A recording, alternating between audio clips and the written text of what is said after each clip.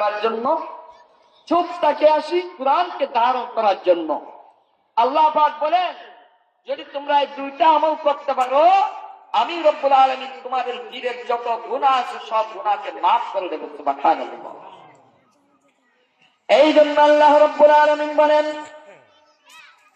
এই পৃথিবীর জমিনে আমি যে কোরআনকে পাঠাইলাম, এই কোরআনকে যারা ধারণ করবে, যারা কোরআনকে শ্রবণ করবে, কাল কিয়ামতের ময়দানে তাদের জন্য দুটি নাজাতের উদ্দেশ্য রয়েছে।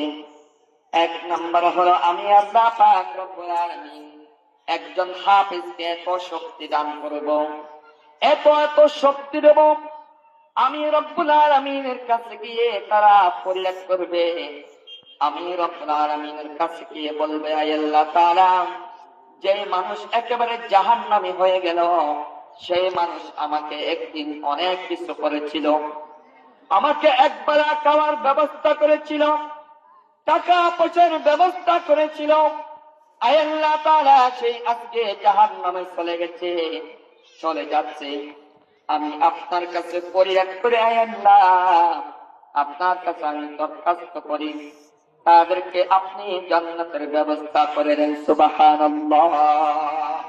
আল্লাহ পাক বলবেন, ঠিক আছে, তোমাকে এই তোমার দায়িত্ব, তোমার আজকের আকুতি, তোমাদের আজকে যে তোমার অবদর্শন আমি গ্রহণ করলাম। সুবহানাল্লাহ।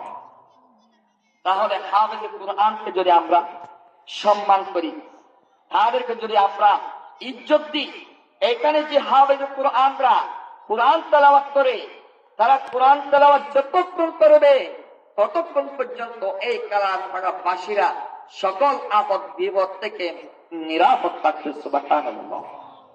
এটা কিসের বরকত বলেন তো? কোরআনের বরকত। কোরআন আসি বিদায় আমরা আছি, কোরআন থাকবে, বালা মুসিবত থেকে রক্ষা করবে কে? আল্লাহ। যে আল্লাহ রাব্বুল আলামিন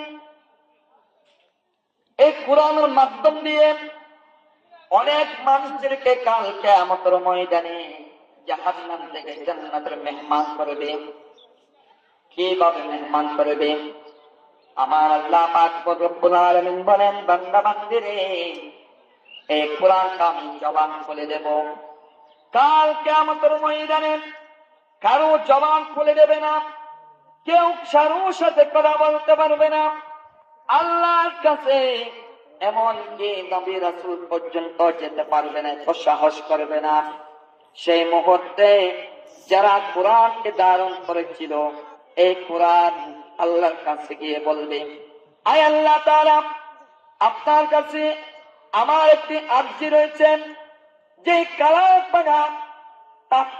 কালারপাড়া ইসলামী রিসার্চ সেন্টার অথবা মাদ্রাসায় যে সকল ছাত্র ছাত্রীরা পড়ত, তাদেরকে আয় আল্লাহ তাআলা যারা ধারণ করেছিল, টাকা দিয়ে, ধন দৌলত দিয়ে, পয়সা দিয়ে তাদেরকে খাওয়ার ব্যবস্থা করে, এই কোরআনকে যারা ধারণ করেছিল, জড়িয়ে ধরেছিল, যারা কোরআনকে ভালোবেসেছিল, কোরআনকে মুহাব্বত করেছিল, রব্বুল আলামিন আজকে তারা জাহান্নামে চলে যাচ্ছে। আমি রব্বুল আলামিন আপনার কাছে দরখাস্ত করি, আপনি এদেরকে জাহান্নাম থেকে ক্যান্সেল করে দিয়ে তাদেরকে জান্নাতের ফয়সালা করে দেন। সুবহানাল্লাহ। এই কোরআন সেই দিন আমাদের নাজাতের উসিলা হবে কিনা? আজকে আপনারা মাহফিলে চলে আসলেন, এটা কিসের ভালোবাসা? কোরআনের ভালোবাসা। কিসের ভালোবাসা বলেন তো? কোরআনের ভালোবাসা। আপনার অন্তর ভিতরে যদি কোরআনের ভালোবাসা না থাকে, আপনি কখনো মাহফিলে আসতে পারবেন না। কোরআনের মহব্বত যদি আপনার কাছে থাকে, তাহলে আপনি কোরআনের ভালোবাসায় এখানে মাহফিলে আসতে পারবেন। কাল কিয়ামতের ময়দানে এই কোরআন আমাদের জন্য নাজাতের উসিলা হবে।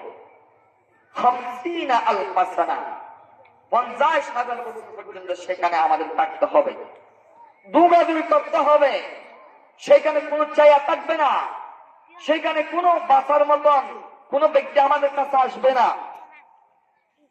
সেই দিন রব্বুল আলামিন যারা কোরআনকে ধারণ করেছিল তাদেরকে আরশের নিচে ছায়া দান করবে। শুধু তাই না, তাদেরকে সম্মান করবে, ইজ্জত করবে।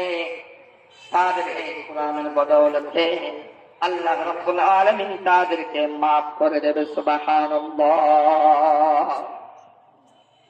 এই জন্য এই কোরআনকে আল্লাহ পাক রব্বুল আলামিন, আল্লাহর রাসূল সাল্লাল্লাহু আলাইহি ওয়াসাল্লাম বলেছেন, হুয়া কালামুল্লাহি মুনাজ্জালু আলা মিন নাবিয়্যিল আমবিয়া।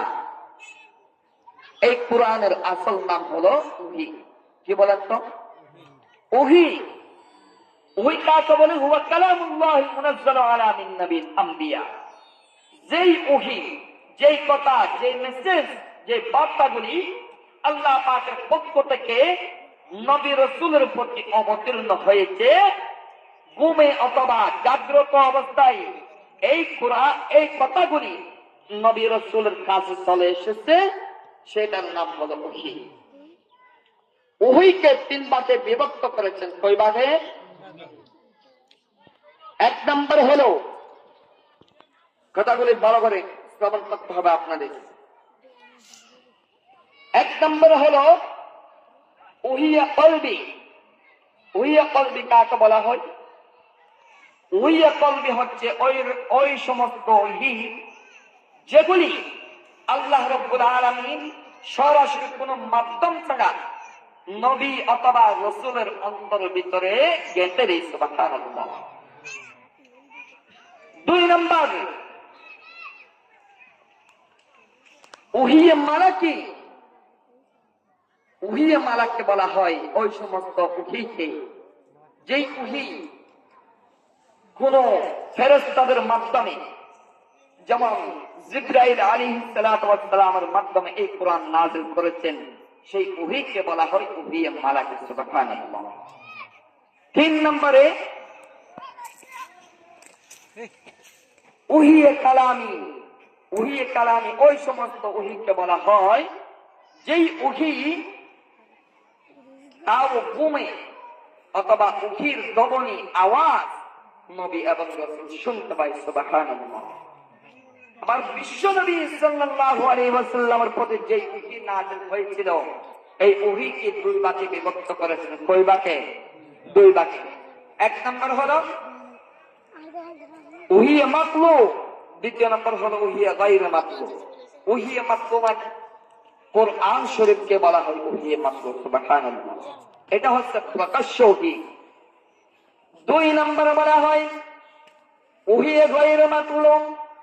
এমন ওহীকে বলা হয় যে ওহী গোপন ভাবে আল্লাহ রাব্বুল আলামিন নাযিল করেছেন, সেই ওহীর নাম হলো হাদিস অথবা সুন্নাহ। সুবহানাল্লাহ।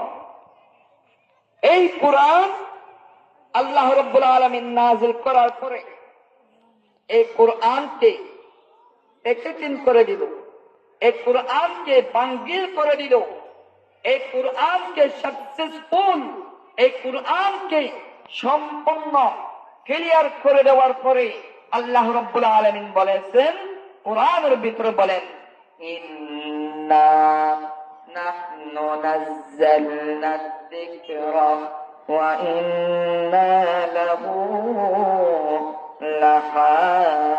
লাহাফিজুন। আল্লাহ রাব্বুল আলামিন বলেন, ইন্না নাহনু নাযালনা যিকরা,